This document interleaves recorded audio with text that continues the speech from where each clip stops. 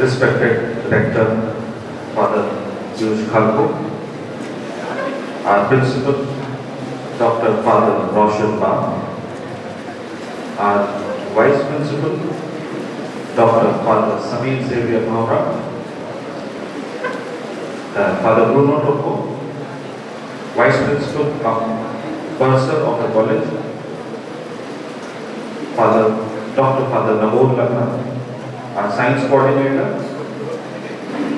Father Shushil Billu from the Department of Hindi, our IPSC Coordinator, Devi Alma Lagna Ma'am, our esteemed professors,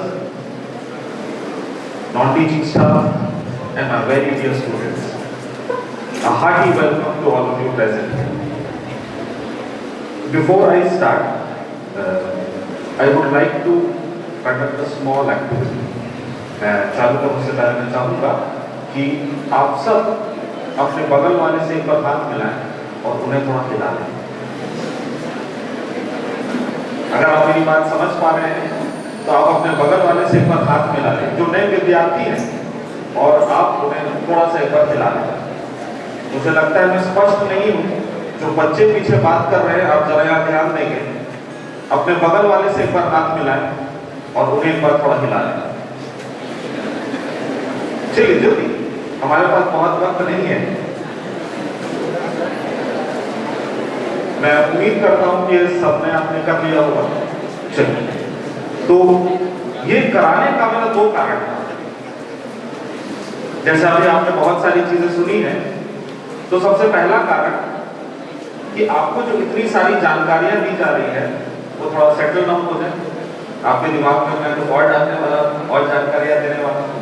और उसके बाद साथ ही साथ college life एक ऐसा जादुई जीवन होता है जिसमें अगर आप ध्यान न दें, खासकर ऐसे लेक्चर रूम्स में आपको देखने को मिलेगा कि आप आपस में बात कर रहे हैं और बात करते करते अचानक से आप टेलीपोर्ट होकर केला खान पहुंच सकते हैं। ये कॉलेज लाइफ की एक खासियत है। तो मैं वही जानना चाह रहा था कि आप में से तो कोई केला खान में भी नहीं है,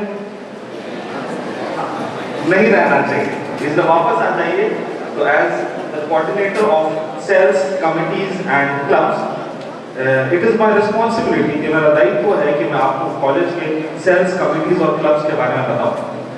और इसीलिए मैं आपसे बड़ा सरल बेसिक सा सवाल पूछता हूं कि आप कॉलेज किस लिए आए हैं? Why have you come to college?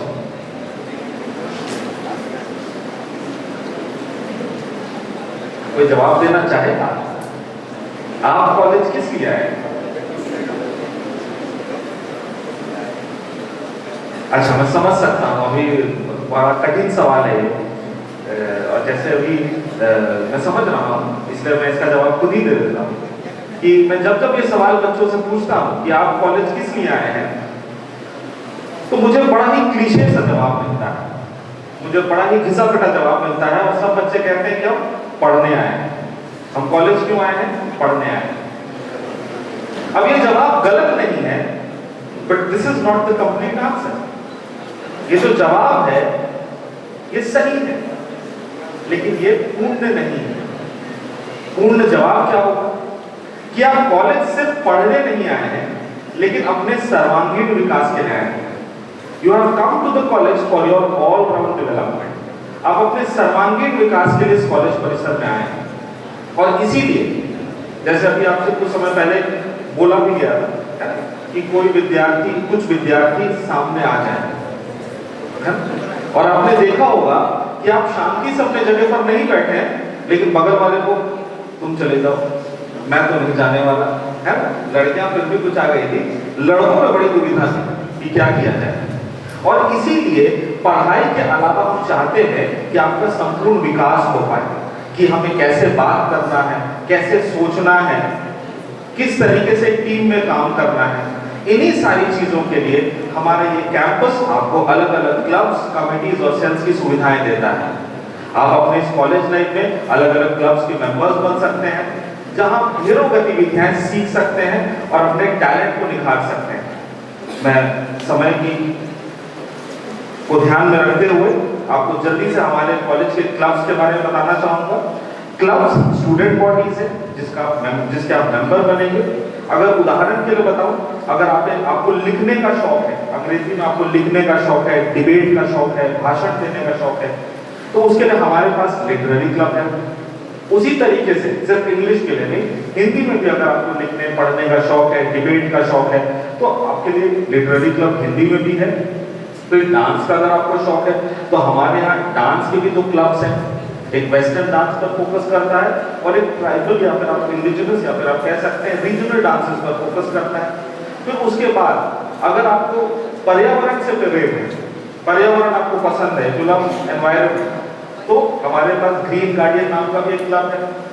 फिर साथ ही साथ आप देखिएगा painters club, photography club, cinema club, music club, yoga club, उद्यमिता club, drama club, constitution club, quiz club, indigenous club, sports club और मीडिया क्लब। ऐसे हमारे पास टोटल 17 क्लब्स हैं जिसके आप मेंबर्स बन सकते हैं और पढ़ाई के अलावा आप में जो टैलेंट है, जो स्किल है, उसको आप नर्चर कर सकते हैं, उसको और बढ़ा सकते हैं, निखार सकते हैं।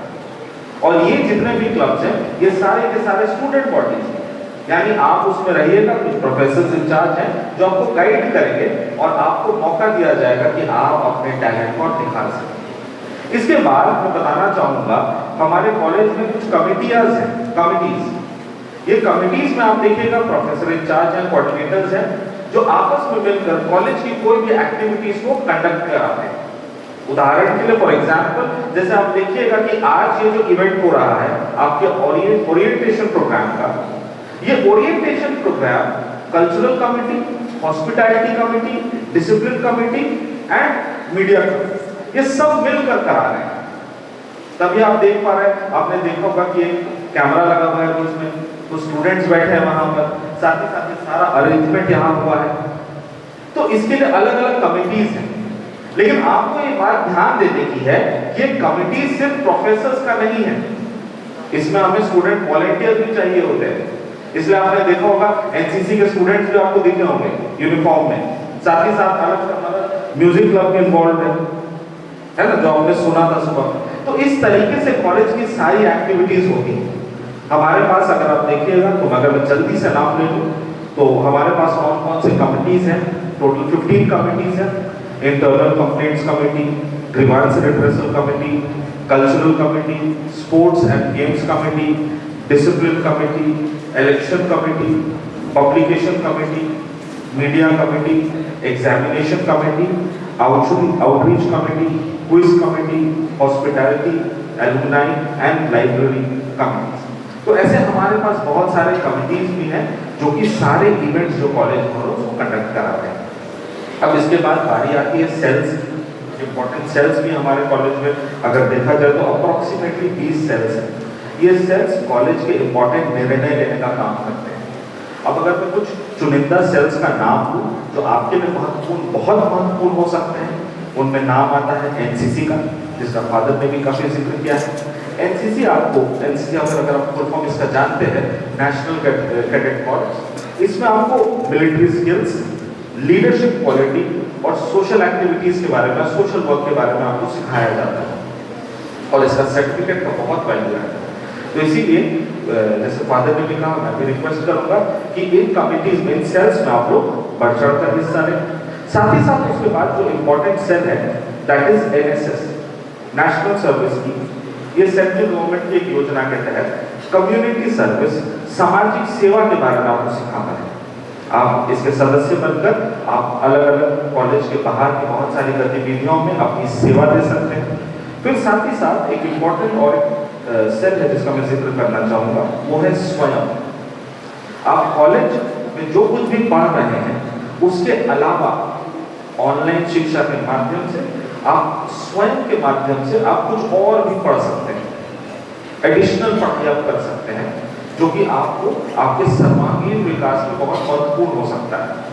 फिर साथ ही साथ एक इम्पॉर्टेंट सेल है प्लेसमेंट सेल, जिसको आपको ध्यान देते रहना है, जो आपकी सहायता करेगा कि कॉलेज से भी आपका कहीं ना कहीं डायरेक्ट रिक्रूटमेंट हो जाए।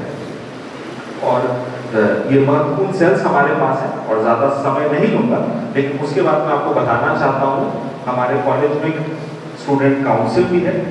इसके टोटल 4 सदस्य हैं और ये स्टूडेंट काउंसिल एक ब्रिज का काम करता है विद्यार्थियों और प्रोफेसर्स के बीच में। आप जो कुछ चाहते हैं, आपकी जो इच्छा है, वो एक चैनल के तरीके से, स्टूडेंट काउंसिल चैनल के तरीके से हम तक पहुंचता है और हम आपस में मिलकर उस पर काम करते हैं ताकि हम सब ग्रो करें। और मैं कुछ इम्पोर्टेंट, इसके बाद एक आउटरीच कमेटी भी हमारा है, इसके बारे में मैं थोड़ा जोर देना चाहूँगा कि हमारे कॉलेज से आप देखिएगा कि हम बहुत तरीके के अलग अलग एक्टिविटीज़ में भाग लेते हैं।